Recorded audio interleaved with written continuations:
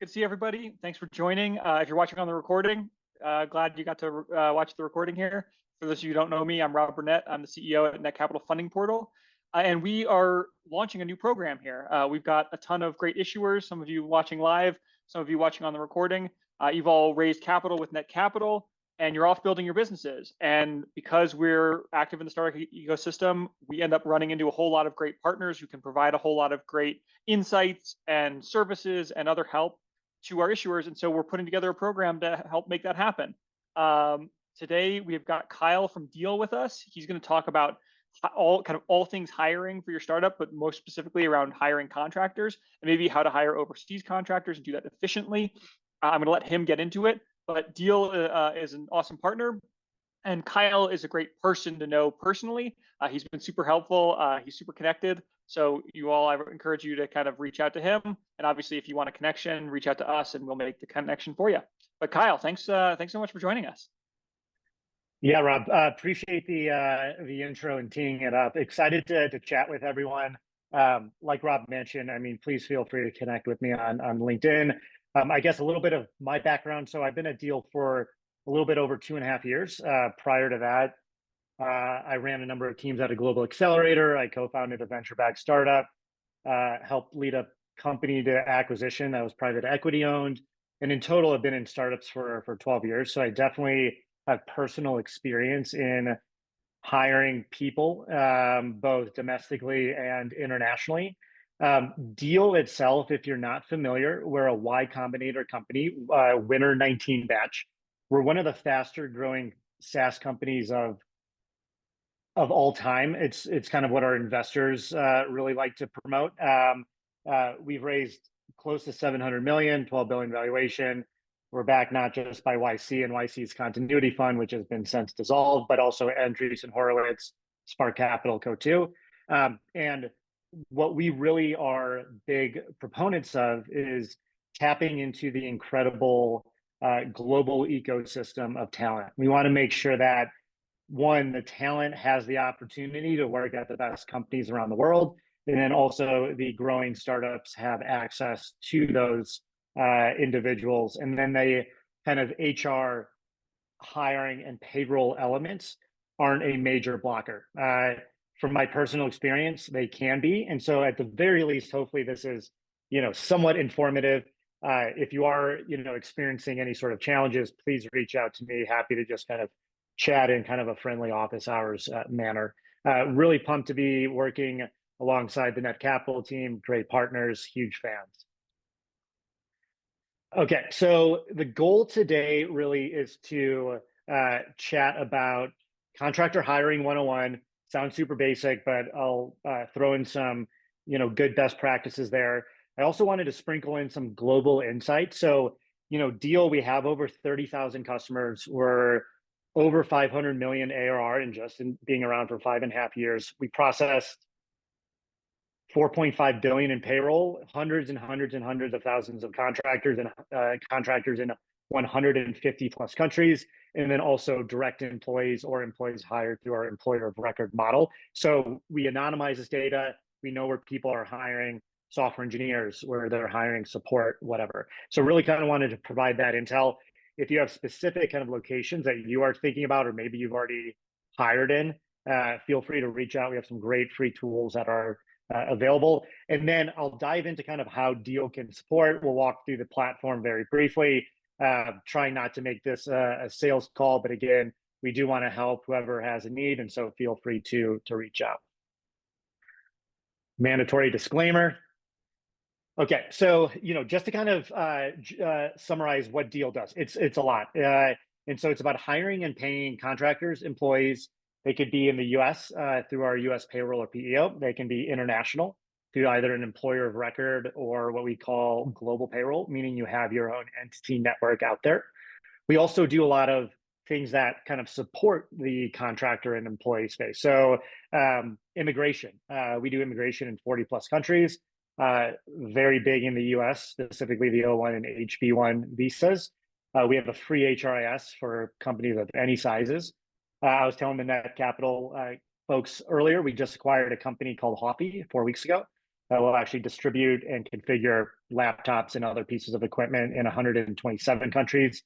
If you're hiring a full-time employee, we have partnerships with United Healthcare, so you can actually provide good insurance and not get the high rates that most startups get, and a host of other things. So when we're bringing kind of our expertise here, we are working with millions of people, helping them get paid, and then helping their employers make sure that they are treated well. It's a necessary part of a business. It's not the sexiest, but it's of course certainly important. And you really want to build your brand reputation strongly as being someone who pays fairly, who pays on time, and there's reputational risk if you don't do that.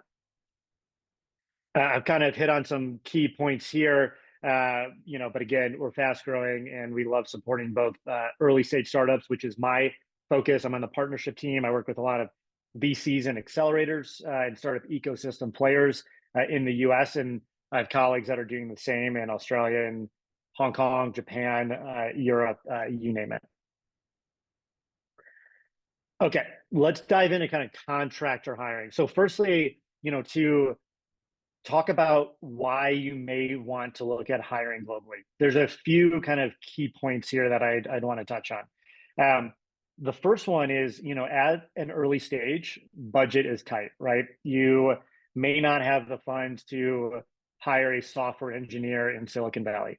You may try to be creative and offer them a large equity package and a low base, but they may not have an interest to do so. Hiring internationally is a really friendly way to onboard incredible talent at a lower price point. They are just as good in many capacities, and they will help you scale hopefully more quickly. And we'll talk about this in a bit, but with contractors, by nature, you have the kind of flexibility to ramp up quickly and then ramp down if needs change.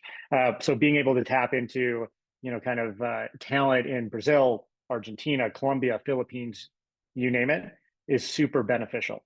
To my point on talent strength, the world is catching up to the talent that we see not just in the Bay Area but in places like Canada.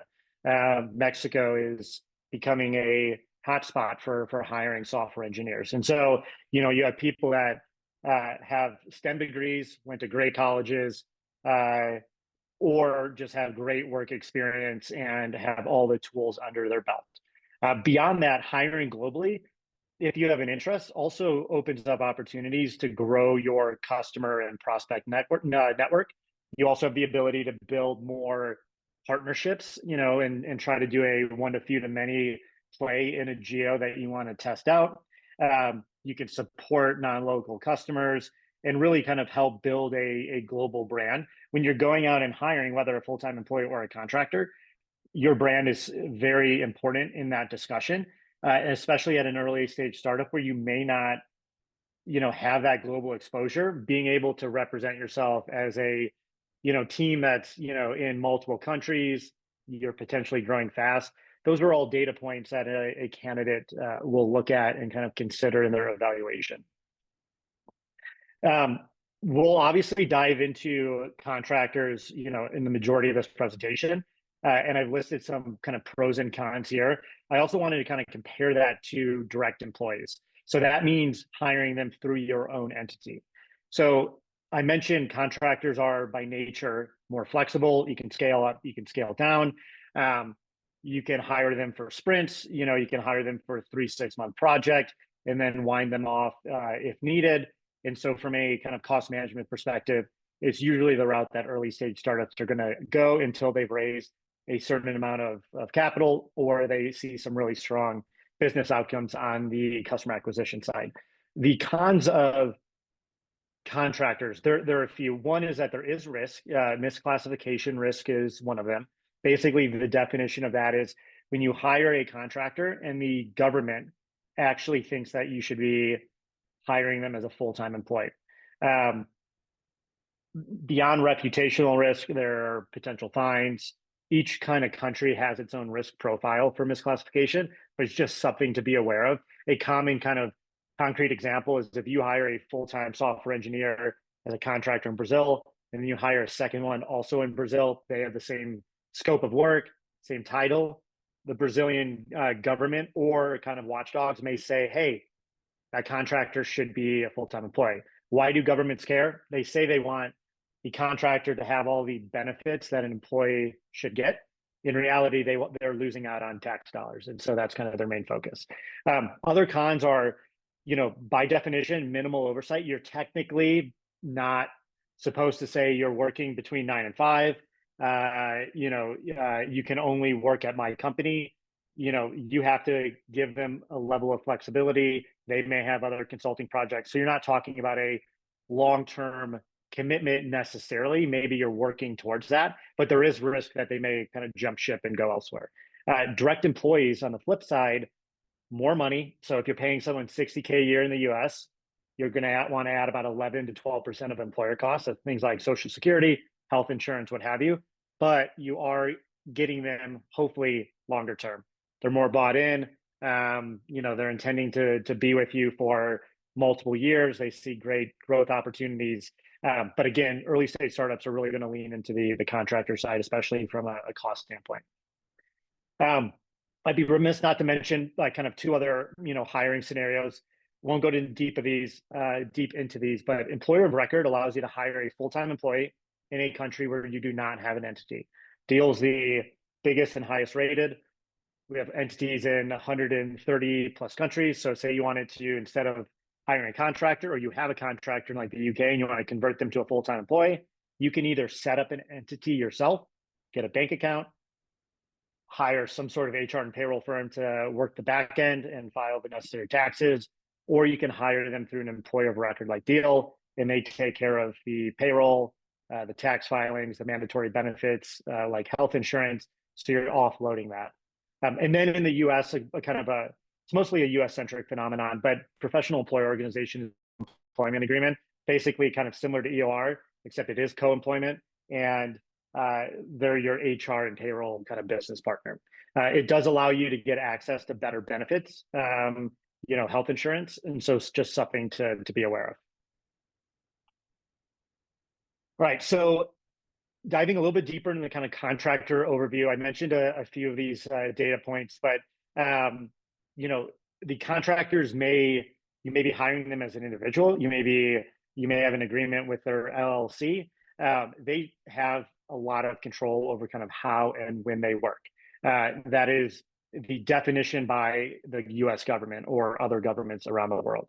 They're also not,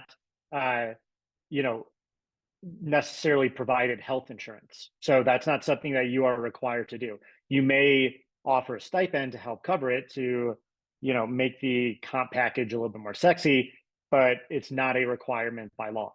Now, one key distinction that a lot of founders, I think, don't realize is that you do have to file, forms with the US government saying that you are hiring these people, you have paid them, but they are responsible for their own employment taxes. You send them a tax document at the end of the year, we paid you 60K, they file the taxes with the US government. That is not your responsibility. They should be invoicing you, and then you should be paying them, and then at end of year providing that document so they could file their own taxes. So from a compliance perspective, what Deel is really big about, right? So if you're going to hire in a different country, there's two major complexities: compliance, and then how do you pay this individual? On the compliance side, some best practices are have a really well-defined, scope of work, include, and I'll walk this through kind of the Deel demo in a bit, but is it a fixed rate contract, 2K a month, 5K a month, whatever? Is it a pay as you go? Is it milestone driven? Be super clear about that, and then how they're earning their salary. So just be very, very clear there. Any sort of expenses, reimbursement policies. One of the best ways to kind of protect yourself from a compliance standpoint is to use a locally compliant contract if you're hiring an international contractor. Within the Deel platform, those are free in 150 plus countries. You can sign up for a free Deel account, download a contract in the Netherlands, in South Africa, whatever, and you can use that as you see fit. That is a kind of first level of protection there. Goes without saying, and most contracts have these, but really tight IP and ownership clauses. And then, of course, confidentiality. If they're going to leave, you want to make sure that you have built the internal processes to shut off access to proprietary data, making sure that they're not kind of leaving with any of that. So typical startup scenario. So that, I work with, gosh, over the last 12 years, 5,000 startups. The biggest one is recruiting from lower cost countries. And the key kind of roles or functional groups are going to be in that kind of software development, software engineering, product space. Support, that even can include, an executive assistant. That's becoming more popular for early stage founders, and you may find someone great in Southeast Asia, for example, or you want to hire someone to test out a new market. You may want to explore, the UK, and hiring a full-time employee doesn't make sense. You hire them as a contractor. They spend the next 6 months testing out the market. If it is a really great fit, you double down. If it's not, you back off. And so it's a really great kind of push and pull there with how you can leverage the contractor workforce. Deel is fully remote, 4,000 people. Some best practices, whether they're contractors or employees, really make sure you have the kind of the right infrastructure in place so that you can appropriately manage them. Have your checks and balances. If you're a non-technical co-founder, do you have a technical co-founder? Do you have a technical advisor that can run a bi-weekly code audit, to make sure that they're on track? How are you guys communicating? Have you established any sort of communication protocols in terms of how you share updates, how you address blockers? The more dispersed your team gets globally, it becomes a bigger challenge, but you can also do some things internally to kind of ease the pressure there. From a payment perspective, if you're paying a contractor in the US, you're probably not going to need a platform like Deel, for a contractor. You can just wire the money. You can send it via PayPal, any other tools. As you go cross-border, it becomes a lot more complicated. The contractor may say, I would like you to pay me this way. Are you able to do that? Do you have to set up an account? Is that something you want to do? Do you trust that process? Have you run a background check on the contractor, knowing that they're not a nefarious character? Do you feel comfortable wiring money, cross-border, to make sure that you have kind of the understanding of what would be needed to accomplish that before you onboard them? Platforms like Deel make that super, super easy. And then they also offer a lot of flexibility to the contractors themselves, which I'll walk through. One of the cool free tools that we have is what we call Global Salary Insights. Basically, we anonymize our data, and you can look at what's the going rate for a software engineer at a junior level in Brazil, or in China, or wherever. Having that understanding is key, especially from a P&L perspective. You want to make sure that it's fitting within your budget. You're also wanting to offer as competitive a rate as you can. So you don't want to be way up or way down. If you really want to win the talent war, understanding that, okay, this is the band of tolerance, if you will, and we need to kind of fit within this bucket in order to incentivize that candidate to join the company. And then the last point here, which I think is super interesting, is that just be aware that, titles are not going to be the same in all different countries. Skill sets are going to be, different based on those titles. And so, you can have an internal process to really vet out and review their expertise. And a senior engineer in the US may not be a senior engineer in Colombia. So just be aware of that. I've already kind of mentioned some of the compliance and legal considerations here. So I won't dive too deep, but again, best practices, locally compliant contracts, understand kind of your tax obligations, what documents you need to provide to the contractors. And then, really make sure that to the best of your ability, have those compliance checks. So, if you don't want to run a background check, make sure you're collecting the relevant compliance documents. Each country kind of specifies the 4 or 5 that are most preferred. It could be a copy of their passport. It could be, a prior tax filing or whatever it is. If you're collecting that documentation, it's a best practice. And in case you ever, excuse me, get audited, it's good to have kind of in your database. All right, transitioning to kind of some global insights here. So wanted to just kind of highlight a few things. So, and we go a little bit deeper in subsequent slides, but we're seeing EMEA and APAC really start growing in 2023. EMEA in particular, not only is Eastern Europe historically really good on the software development side, but also in other functional areas. And Rob, if you have any kind of direct experience in working or hiring anyone in these locales. No, actually, I was just going to ask you what EMEA, for those of us who don't know, what does that stand for? So I mean, EMEA basically covers like most of Europe and also a little bit of the Middle East. Got it. So like Morocco, has great talent. Israel has great talent. But Eastern Europe seems to be. When I was a co-founder, we hired a number of individuals there, as well as Brazil, as well as Russia, and so there's great talent. I've kind of listed, the most popular roles for hiring internationally. No surprise, software engineers and developers, number one, but also keep in mind that really great talent in all of the functional groups. And on the sales side, you may have a kind of soft requirement on them being in the same time zone as you. You can definitely leverage like LATAM and even, to a degree, included in that South America. So South America, Central America, and hire great people there from a sales perspective. But we're seeing people hire all different roles all around the world.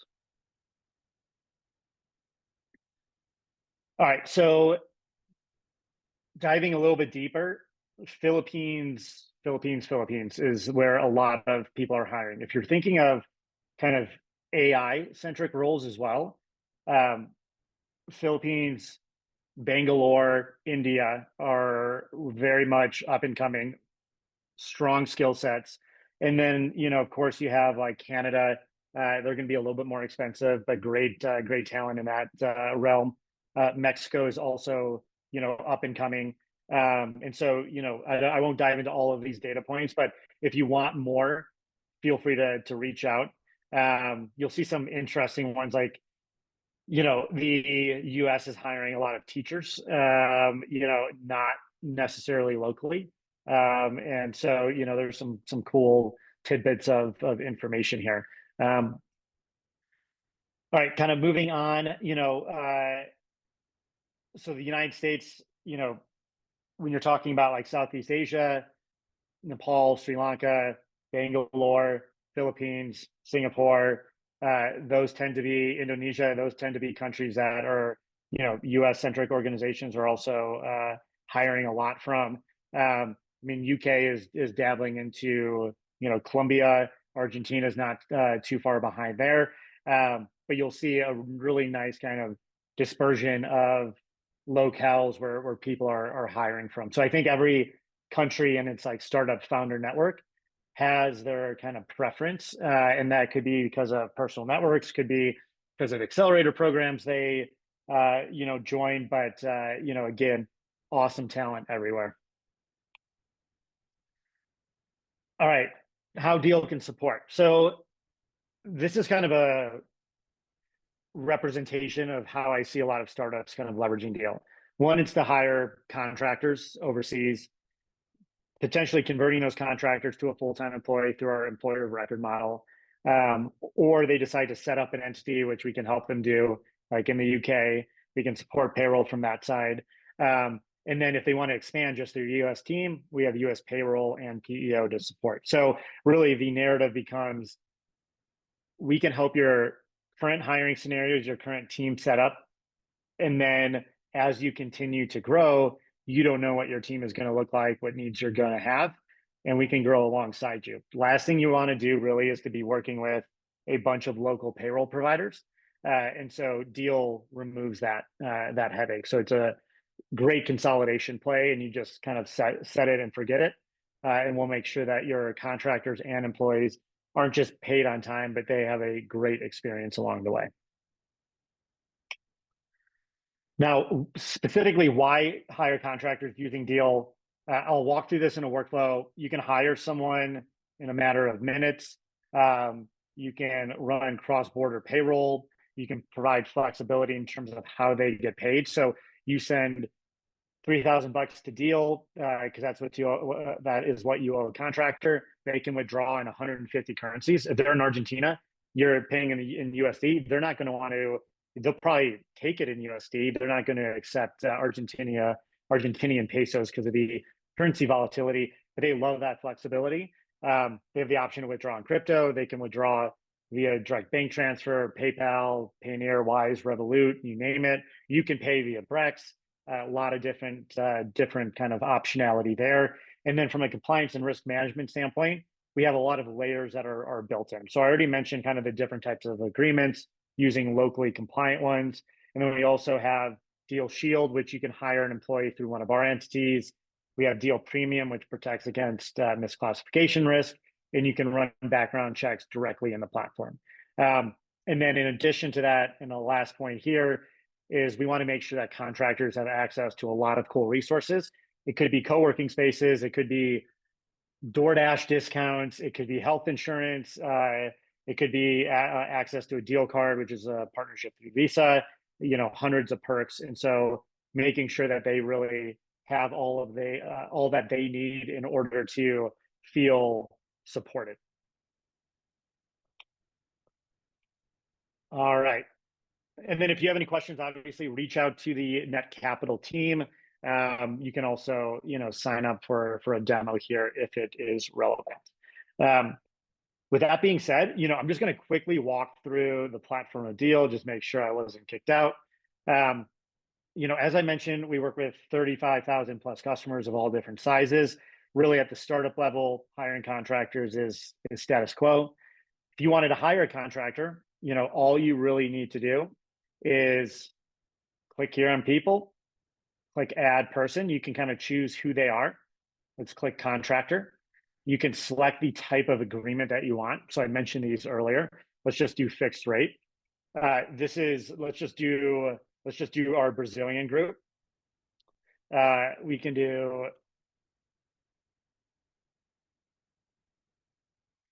add some information here. Tax residence, let's say Brazil. It'll actually go deeper and have you select a state. You can provide additional information as you see fit. Click continue. You can select the role. So let's say software engineer. Let's just do the standard one here. You can select the seniority level. Let's just do associate. We have kind of predefined scopes of works that you can use if you want.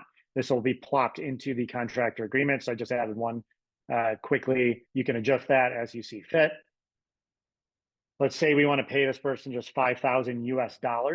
We look at market rate insights. You'll see that's actually above the median for an associate at the software engineering level. So this is kind of really cool, just a spot check if you're kind of at the right price point. You're paying more, you're paying less. So it's something to kind of keep in mind. Number of other options here I won't bore you with. You can use the Deel standard agreement. So this would be a Brazilian contractor agreement, or you can use your own.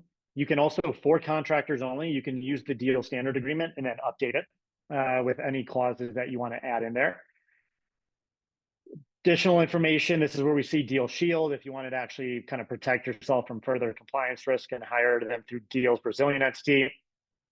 Click continue.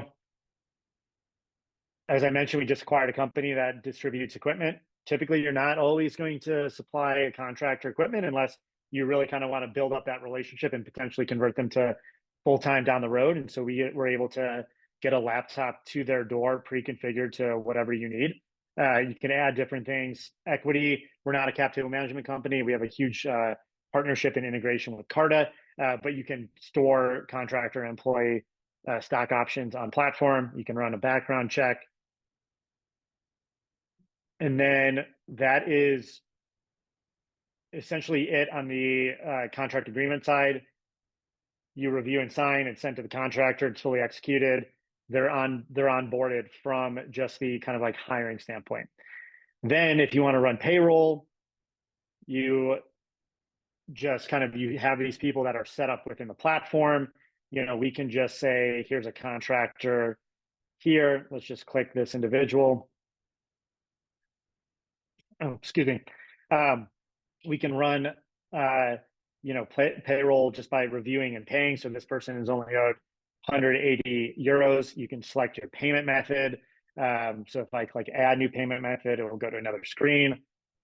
And then you'll see a bunch of different options there. Once you've set that up and connected your Brex account, your bank account, whatever, wire the money. And then once you approve the payment to the contractor, it's in the contractor's Deel platform, and then they can withdraw in a bunch of different methods, even crypto, as I mentioned. So that is the workflow. It can take 5 minutes. If you're collecting documents from the contractor, it's contingent on how quick they are to do that before the full process is complete.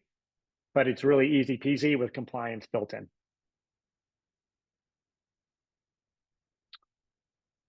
And that is it. Just wanted to kind of run through that quickly, not bore you guys too much. And so if there are any questions, feel free to put them in the chat. I'm happy to answer.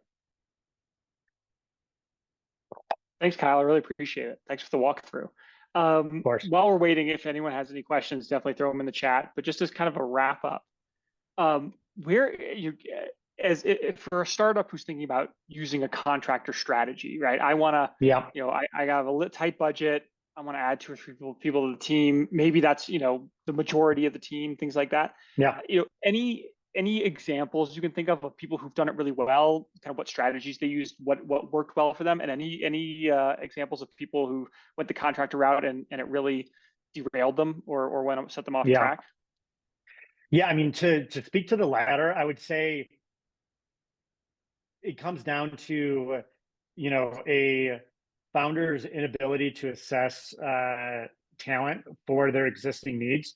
And so if you're hiring a, product designer and don't have the necessary kind of review process, and again, you may not be, an expert in design, but that's where kind of adding a complementary advisory team to just say, hey, listen, I don't know this, space. Can you check out this person's portfolio and let me know if it's high quality? Vetting out whether they're going to be a very active participant or if they're almost just checked out and just wanting to collect a few early paychecks and then bounce. You can really kind of vet that out by establishing those internal processes pretty quickly.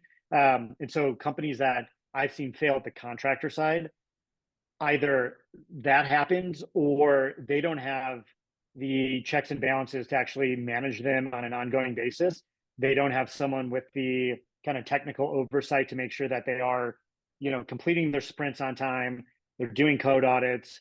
It's vibing with exactly what was spec'd out in the sprint definition. Maybe they went kind of AWOL at some point, built something that is not what you had in mind.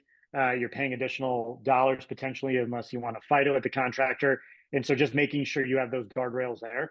On the flip side, I think, some of the startups that hire contractors really well, if you do have an appetite for hiring internationally, you could be a US centric founder and say, listen, I want to hire a bunch of folks in, in the Philippines. You could either go through a dev shop, which, there are plenty out there.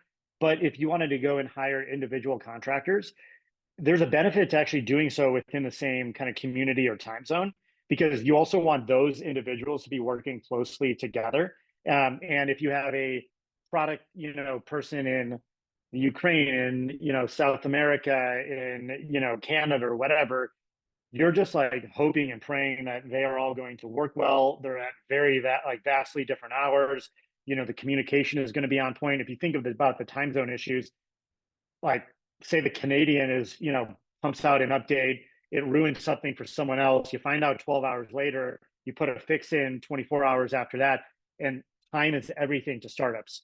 Deel, we call it Deel speed. Everything moves fast. You want velocity to be very strong, but with the appropriate checks and balances. And so if you do hire internationally and want to kind of consolidate in a particular geo, also finding someone who could serve as a team lead in that geo is very useful. That's kind of how Deel's done it. So the majority of our for our software engineering product teams, I don't even think we have our two head of products are in the US. Majority of their teams are in Europe or in South America. But they have team leads that they trust to manage those on a day-to-day basis. And we've been able to scale very, very strongly because of that. Very cool. Well, it looks like we've got a couple of questions from the crowd here. So first is, I think this is going back to your last demo, but what about payment receipts to contractors? Do you guys produce receipts? Yep. So we'll do two things. So contractors hate invoicing. It's like the last thing they want to do. A lot of times as a founder, you'll have a contractor coming to you and saying, hey, can you like send me an invoice? Again, it's their responsibility. They might be like, hey, can you send me a template? And you're like, well, shoot, I got to go find a template. In Deel, automatic invoice generation. You can choose not to have it automated, but if you want to, you can have that done. Once the invoice has been generated, you review that, you click pay. It will then automatically generate a receipt that you and the contractor have at their disposal. So in addition to like providing a end of year tax document, which is automated, included in the platform for the contractor to then file taxes with their local regulatory body, they also have the individualized receipts. So, hey, for these last 2 weeks, my founder approved the 20 hours that I worked. They also approved a $200 expense for X, and that'll be nicely laid out in a receipt for both parties to have access to. Very cool. Really Yep. simple. And then one more question. How do you find the potential employees or contractors? Do they sign up to Deel? So how does kind of the talent finding work? Yeah. So the way that Deel works, and then I'll speak to the root of the question. So we work with over 30,000 organizations, and they are looking to go out and hire employees or contractors. We don't directly source talent for our customers. It's just not. We're not an ATS. It's just not kind of our niche. We do partner with thousands of vetted talent sourcing partners in every part of the world. So if you wanted to say, I really want to find, a support person in Southeast Asia, we can introduce you to 10 different partners that can support. Now, you may be like, I don't want to go with a recruiting company, which I totally get as well. My recommendation is, really to tap into your own local communities first. The first thing I'll say is if you as a founder have not done any work to find talent, try not to go to someone and ask them for help. Like really say, hey, listen, I tried to post it on LinkedIn. I, went to in-person events. I posted in, online communities. I did all of this stuff and no strong bites, or I was able to talk to a few people, not a good fit.